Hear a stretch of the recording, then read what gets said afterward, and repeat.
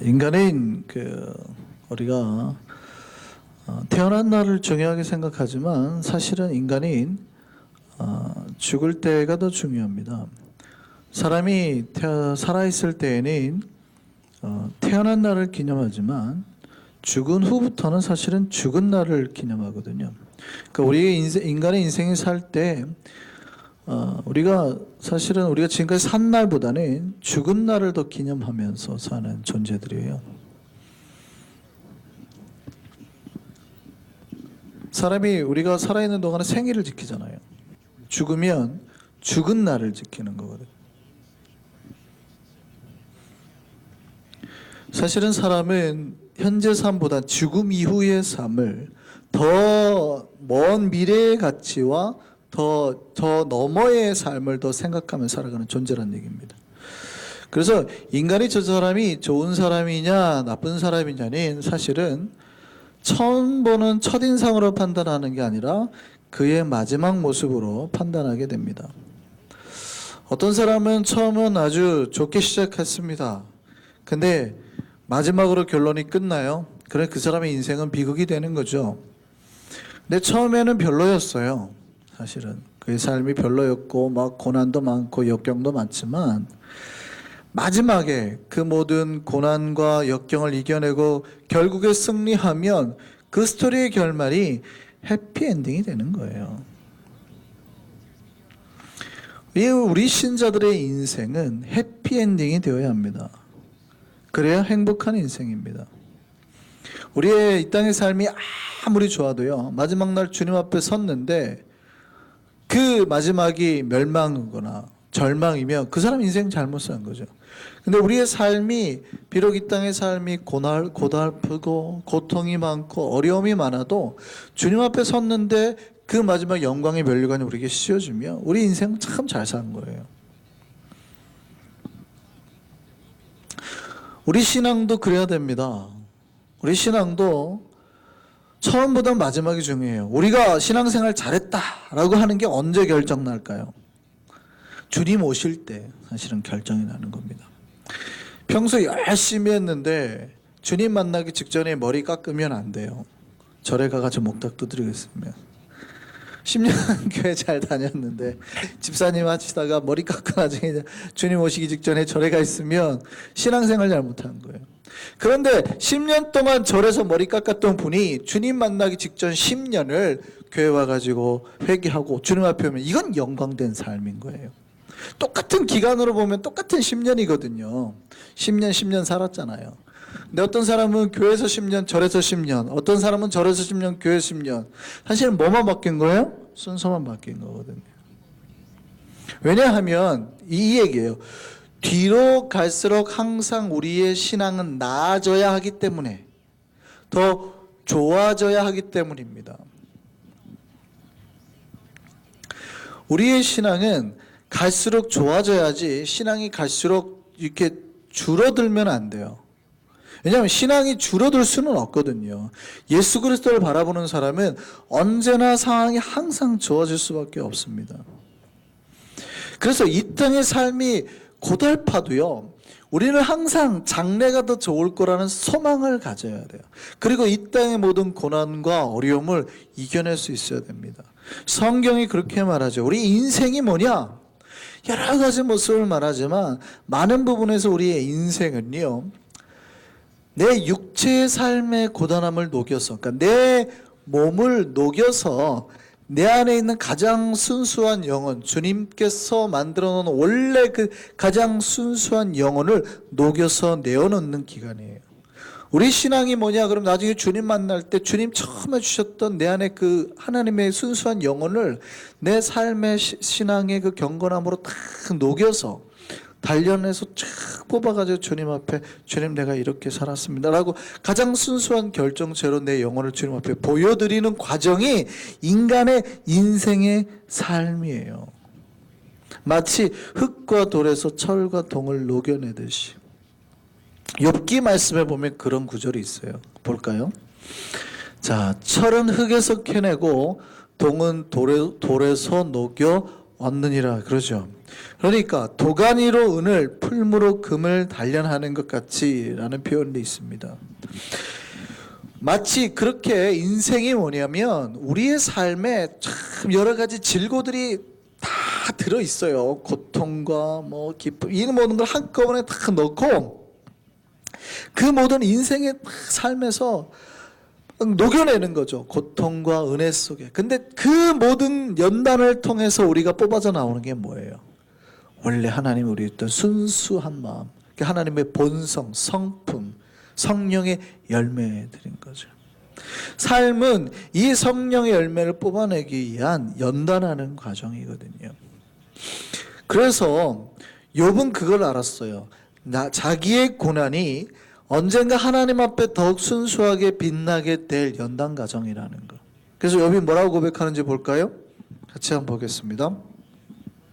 그러나 내가 가는 길을 그가 아시나니 그가 나를 단련하신 후에는 내가 뭐같이요? 순금같이. 이게 이제 욥이 바라보는 사람의 인생이라는 거죠. 우리의 삶은, 그러니까 우리가 인생을 사는 이유는 이거예요. 내가 단련되고 모든 고난과 아픔 속에서도 더 단련돼서 주님 바라보기에 가장 순수한 어떤 원래의 형태, 하나님의 형상을 회복하기 위함이에요. 그렇기 때문에 예수를 믿는 것은 예수를 만난 처음의 순간이 중요한 게 아니라 이제부터 그 예수와 함께 신앙의 여정을 계속 지켜나가는 것. 그러면서 변화되어 나가는 것. 그러면서 열난과 단련 속에서 내 안에 있던 은과 금을 뽑아내고 하는 과정. 이게 이제 신앙생활이 되는 거죠. 그러니까 이 여정의 끝으로 갈수록, 이 여행의 끝으로 갈수록 어떻게 돼요? 나는 더 누구를 닮아가요? 예수를 닮아가요. 처음에는 내가 예수를 사람 앞에서도 고백 못할 만큼 믿음이 약하고 수줍었는데 어느 순간 담대하게 되고 수많은 사람 앞에서 내가 예수가 내 주인임을 고백하고 변화되고 내 성품이 변화되고 예전에는 내가 사랑할 수 없을 것 같아서 내 마음에서 이렇게 밀쳐냈던 어떤 고약한 사람, 그 사람이 어느 순간 이제 이해가 되고 내 마음 한곁에 들어오고 그래 그도 사랑해야지라고 이제 인정해 주는 거죠. 예수처럼 변하고 내 마음이 점점 예수처럼 예수의 마음으로 넓어지는 거예요. 이 모든 연단의 과정이 바로 신앙생활인 거예요. 그래서 내 삶에서 그 풀무에서 계속 나를 단련하고 연단해서 내가 더 주님처럼 내 안에 내 삶에 인간의 삶에는 찌꺼기들이 많잖아요. 삶의 욕망들, 삶의 고단함들, 인간으로서 태어났을 때 가지고 있던 원죄들, 이런 것들이 우리 풀무 안에 다 들어있거든요. 우리 몸 안에. 근데 이게 성령의 불이 들어와서 이게 다 이게 녹이면 그 안에서 이제 뭐가 빠져나와요? 이렇게 순수한 결정체, 주님의 성령의 열매, 그 순수한 것들이 이렇게 드러나. 이게 신앙생활이라는 거죠. 여러분 예수를 믿었다 뿐이지 여러분과 안 믿는 사람하고 뭐 차이가 납니까? 사실은 성령의 불로 이렇게 막 다 녹여내지 않으면 그렇게 별 차이가 없어요. 예수를 믿은 사람이나 절에 다니는 사람이나 가끔 스님들이 더 착하죠. 그분들은 맨날 수도만 하니까 스님들이 가끔은 더 착하잖아요. 그런데 그럼에도 불구하고 뭐가 다르냐면 그들에게는 성령의 불이 없어요. 우리는 성령의 불이 있고, 그래서 우리 안에 있는 찌꺼기들이 예수의 보혈의 피로 다 녹아지고 걸러져서 나중에는 어떻게 돼요? 우리가 주님 앞에 설 때에는 하나님의 거룩한 진짜 그 순금 같은 하나님의 백성으로 서게 되는 거예요.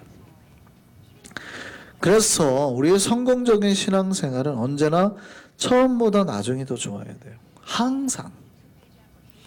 예전에는 어땠을 수 있어요. 내가 예전에는 죄인이었을 수 있어요. 말 그대로 예전에는 머리 깎았던 사람일 수 있다니까요.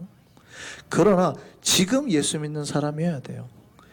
지금은 단지 예수 믿는 사람에서 나중엔 더 깊은 신앙의 세계로 들어가야 돼요. 그런데 더 깊은 신앙의 사람이 그냥 단순한 신자가 되더니 어느 순간 머리 깎고 있어요. 이게 거꾸로 가면 이건 정반. 이럴 수는 없다는 얘기죠. 항상 우리 신앙은 처음보다 나중에 더 좋아져야 됩니다. 그러니까 제가 말씀드렸죠. 우리 신앙은 사실은 항상 좋을 수는 없어요. 이렇게 됐다가 안 좋을 때도 있어요. 그런데 우리가 그런 미시적인 관점에서 아니라 멀리 볼 때요. 멀리 볼 때 우리 신앙은 또 좋아졌다가 이렇게 계속 이렇게 되는 거죠. 이렇게. 그러니까 내가 업앤다운을 항상 했어요. 누구나 그래요. 목사도 사실은 있습니다. 신앙이 좋아졌다 떨어질 때가 있어요. 그렇지만 기본적인 주님이 계신 여기를 향해서 우리 인간이 나아갈 때는 비록 이런 거지만 멀리 봤을 때 내 인생에 몇십 년, 수십 년이 지나고 나면 내가 거의 여기까지 와 있어야 돼요. 예수님. 이게 우리의 신앙이어야 되는 겁니다. 근데 이게 정반대로 가는 사람 안 되는 거죠. 이게 이제 신앙생활을 잘했다 하는 거죠. 오늘 본문에 두 명의 사람이 등장합니다. 이렇게 많이 들어보지는 못한 분이에요. 왜 성경에 이렇게 많이 등장하는 사람은 아니거든요. 그 처음 사람이 아리마대 사람 요셉입니다. 근데 아리마대 출신이에요. 아리마대 성경에 나오는 이름 앞에 대부분 이렇게 나오는 거는 지명이 많습니다. 그러니까 나사렛 예수 그러면 예수란 사람이 많죠. 그런데 나사렛 출신 예수라고 이렇게 구분하기 위해서 보통 우리가 나사렛 예수라고 말하죠. 아니면은 보통 우리가 유다 그러는데 이제 특별히 예수님의 제자 중에서 배신한 유다는 그 이스가리옷 출신, 그래서 가룟 유다, 가룟 출신 유다 뭐 이렇게 말하기도 하는데요. 아리마대 요셉이라는 면은 아리마대 출신 요셉입니다. 이 아리마대가 어디로 이해되냐면 사무엘이 태어난 고향인 라마를 보통 아리마대로 이해하는데요. 어쨌든 이 요셉이라는 사람이 있어요. 이 사람은 부자였습니다. 부자뿐만이 아니라 사내들인 공회원이었습니다. 그러니까 사내들인 공회원이라는 것은 엄청 잘 나간다는 얘기예요. 마가복음 15장 말씀 볼까요? 자, 아리마대 사람 요셉이 와서 당돌이 빌라도에게 들어가 예수의 시체를 달라 하니 이 사람은 존경받는 공회원이요 하나님 나라를 기다리는 자라. 사내들인 공회원이었습니다. 뿐만이 아니라 이 사람은 예수의 제자였습니다. 마태복음 말씀 보시죠.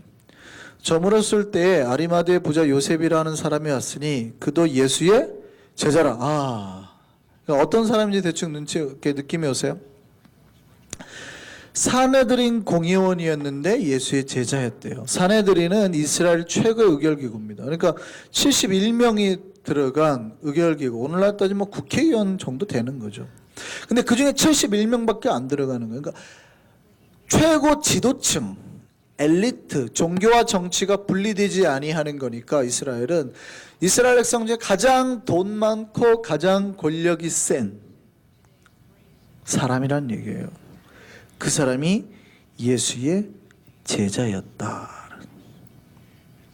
그런데 이 사람이 자기가 이제 이스라엘의 지도층이다 보니까 예수의 말씀이 옳다고 여겨지고 예수의 말씀을 따라 사는 제자였지만 자기가 예수의 제자임을 드러내지는 못했습니다. 오늘 말씀 보면 예수의 제자이나 유대인이 두려워 그거를 숨기더니 이렇게 되어 있어요. 그러니까 아리마대 사람 요셉이 예수의 제자임이 분명해요. 예수의 말씀을 지켰던 사람이고 사람들 앞에 존경받았어요. 하나님 나라를 기다리는 사람이었어요. 그런데도 드러내지는 못했던 사람, 이게 옳은지 그른지 정확하게 판단하기는 어렵습니다. 기본적으로 생각하면 예수의 제자라면 드러내는 게 옳겠죠. 그런데 자기가 사내들인의 공회원이라면 나중에 사내들인에서 어떤 정치적인 판단을 할 때 드러내지 않는 게 더 유리해질 수도 있거든요. 예수에게는. 그럴 수 있잖아요. 너는 예수를 따르는 자야. 그러니까 너 판단은 배제해. 뭐 이럴 수 있잖아요. 그럴 수 있기 때문에 드러내지 않은 건지 아니면 개인적인 신앙이 그런 걸 드러내기를 별로 좋아하지 아니하는 사람인지 모릅니다. 그런데 그 행실은 존경받는 사람이에요. 자, 어쨌든 이 사람은 예수의 제자였는데 드러내지 않았습니다. 두 번째 사람은 니고데모입니다. 니고데모는 아주 유명한 사람이죠. 요한복음에 3번 등장합니다. 요한복음 초반부에 보면 처음에 예수님에 찾아와서 그 거듭남에 대해서 질문을 하죠. 어떻게 해야지 거듭날까요? 엄마의 뱃속으로 또 들어가란 얘기입니까? 뭐 이런 질문을 한 사람입니다. 또 요한복음 7장에 보면 또 나옵니다. 예수를 변호하는 장면. 예수를 죽이려고 하는데 이 사람이 무슨 그렇게도 하더냐 하고 예수를 변호하면서 한번 등장합니다. 그 다음에 이제 세 번째 오늘 등장합니다. 니고데모도 바리새인이면서 산헤드린 공회원이었습니다. 자, 아리마대 사람 요셉과 니고데모는 당대 최고의 부자이며 지도층이었습니다. 물론 이 사람들은 드러내지 않았습니다. 그럼에도 불구하고 드러내지 않았다고 하는 것이 그러니까 앞에서 말했던 여러 가지 이유가 있겠지만 만약에 예수를 드러내면 이 사람들이 가지고 있는 모든 정치 생명이 위태로울 수도 있는 거예요. 그래서 그런지 예수를 믿고 옳다고도 생각했고 예수의 제자라고도 했지만 예수를 드러내지는 못했어요. 자, 그런데 예수님의 그 12제자를 한번 놓고 비교해 보시죠. 예수님의 12제자는 어땠습니까? 드러내놓고 믿었죠.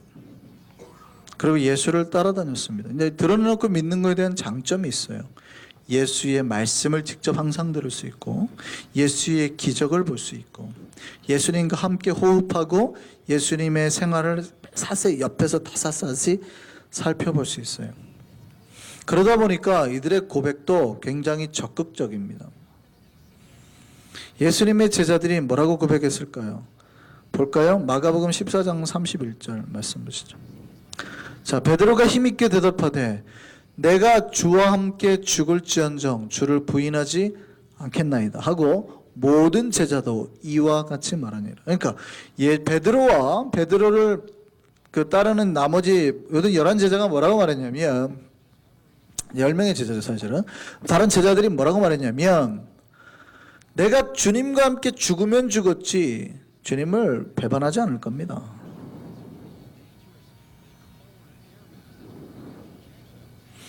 이 장면이에요. 이 장면. 자, 그들은 예수를 목숨 바쳐서 따르겠다고 했습니다. 예수를 지키겠다고 했습니다. 그런데 오늘 이제 딱 그 장면이 나오는 거예요. 예수님이 십자가에 딱 못 박히니까 목숨 바쳐 지키겠다는 그 제자들이 다 어디 갔냐는 거예요. 3년 동안 예수와 함께 밥 먹고 예수와 함께 살았고 예수의 말씀을 들었고 근데 그 스승이 십자가에 못 박히니까 그 스승이 죽었을 때 어디 갔냐는 거예요. 어디? 다 도망갔더라는 거예요. 걱정하지 마십시오. 목숨 걸고 지키겠습니다. 다 도망갔더라는 거예요.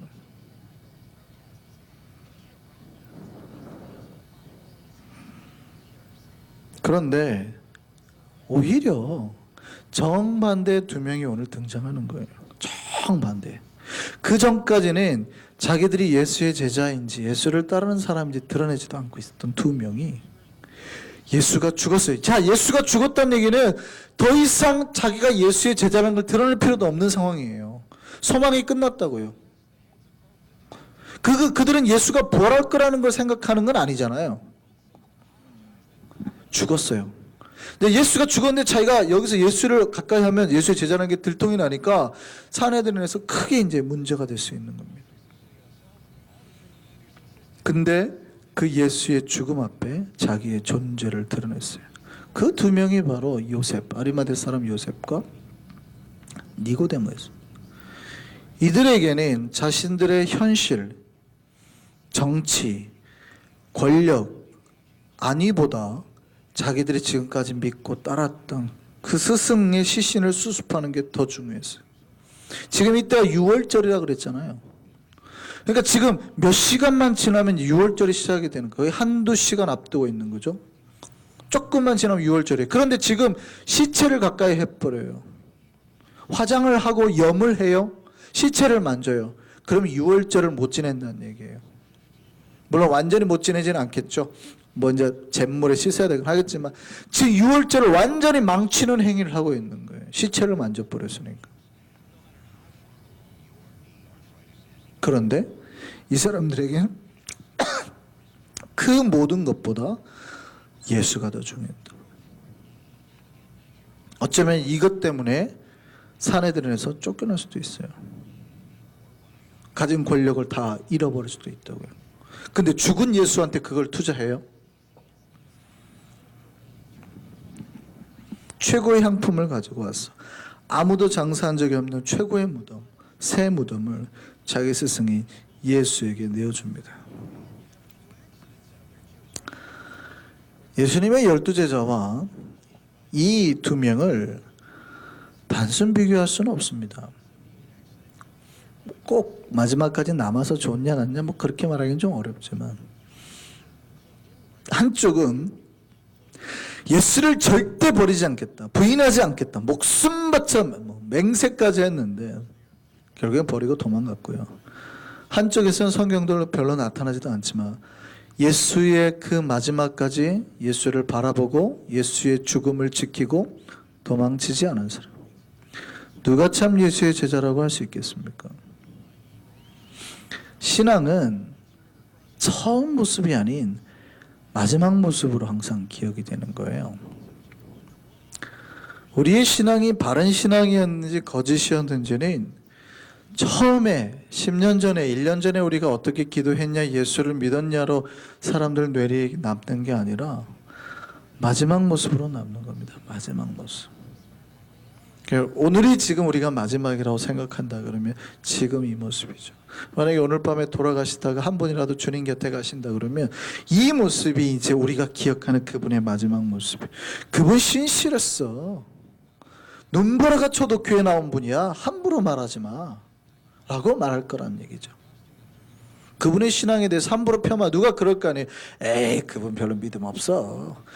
폄하하지 마. 그분 눈물어치는데도 와서 기도하는 분이야. 그러니까 우리의 마지막 모습으로 기억되는 거란 얘기죠. 우리의 삶의 모습. 그래서 우리의 마지막, 오늘 하루를 내 마지막인 것처럼 사는 사람은 항상 경건해요. 왜냐하면 우리 마지막 모습이 항상 남는 거기 때문에. 그러니까 이 하루를 내가 열심히 살면 어제보다 더 나은 하루를 살기 위해서 이만큼 더 노력하면 그래서 신앙은 막 급변하는 게 아니에요. 그런데 여러분, 신앙생활 잘했다는 거는 어제보다 오늘 1mm만 더 잘하면 돼요. 1mm만. 예를 들어서 신앙을 어떤 그래프로 우리가 도형화해서 볼 수 있다 그러면 어제보다 오늘 1mm만 더 잘하면 되고, 이 오늘보다 내일 1mm만 더 잘하면 돼요. 더 사랑하면 돼요. 더 용서하면 돼요. 더 이해하면 돼요. 더 참으면 돼요. 1mm. 그렇게 이렇게 신앙이 성장해 나가는 거 매일매일. 그러면 잘 하시는 거예요. 왜냐하면 신앙은 점점 좋아져야 되는 거거든요. 과거의 모습보다 현재가 더 좋아야 돼요. 현재 모습보다 미래가 더 좋아지는 거예요. 신앙이 진보하지 않으면 그거는 멈춤이 아니라 후퇴하는 거예요. 여러분, 내가 예수를 과거에 예수 믿기 전의 상태, 예수를 믿었다가 내가 예수를 믿고 예전에 내가 과거의 죄의 상태에 있잖아요. 근데 내가 예수를 믿었어요. 좋아졌다가 돌아가요. 그러면 이게 제자리예요? 아니에요. 성경은 절대 그렇게 말하고 있지 않아요. 여러분이 진보했던 상황이 더 좋아졌다가 후퇴를 하는 것은 제자리가 아니라 훨씬 나쁜 상태가 됩니다. 성경 항상 그래요. 귀신 하나가 있었는데 나가잖아요. 근데 깨끗하게 치웠는데 그 안에 성령으로 채워지지 않으면 어떻게 들어와요? 7귀신. 훨씬 더 나빠지는 거예요. 후퇴하면 훨씬 더 나빠지는 거예요. 신앙은 항상 더 깊은 은혜, 이 세계로 나아가야지 우리가 잘 되는 거예요. 그래서 제가 여러분한테 더 세게 이제 더 강하게 하는 이유는 신앙은 계속 깊어지고 좋아지는 쪽으로 가야 우리에게 은혜가 오는 거지, 똑같이 하면은 그게 제자리가 아니고 후퇴하게 돼요. 후퇴하게 되면 우리에게 나타나는 게 더 안 좋은 일들이 교인들에게 막 나타나거든요. 베드로후서 말씀 보시죠. 베드로후서 말씀 같이 보겠습니다. 만일 그들이 우리 주 대신 구주 예수 그리스도를 알므로 세상의 더러움을 피한 후에 다시 그 중에 얽매이고 지면 그 나중 형편이 처음보다 더 심하리니. 예수를 믿었다가 다시 세상의 얽매임에 이렇게 자꾸 매여서 지게 되고 쓰러지면 나중 형편이 원래 처음보다 훨씬 더 나빠진다고요.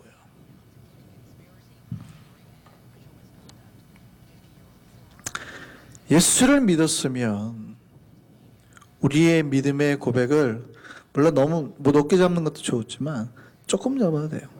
그러나 한 계단 한 계단 진보해서 나아가시는 우리가 되기를 바랍니다. 전진하셔야 돼요. 신앙의 높은 수준을 향해서 한 발 한 발 나아가셔야 돼요. 매일매일 삶의 순간을 잘 지키고 나아가면 그 성장이 이루어집니다. 그래서 매일매일 순간마다 지키고 또 그렇게 성장시켜 나아가서 더 주님 계신 곳을 향해서 저 천성을 향해서 나아가는 우리가 되기를 소망합니다. 처음에만 반짝하는 신앙이 아니라 마지막 날 주님 앞에 설 때 가장 빛이 나는 우리가 되기를 소망합니다. 이것이 우리의 신앙생활일 거고요. 이것이 우리 한성교회가 나아가야 될 길입니다. 기도하시겠습니다.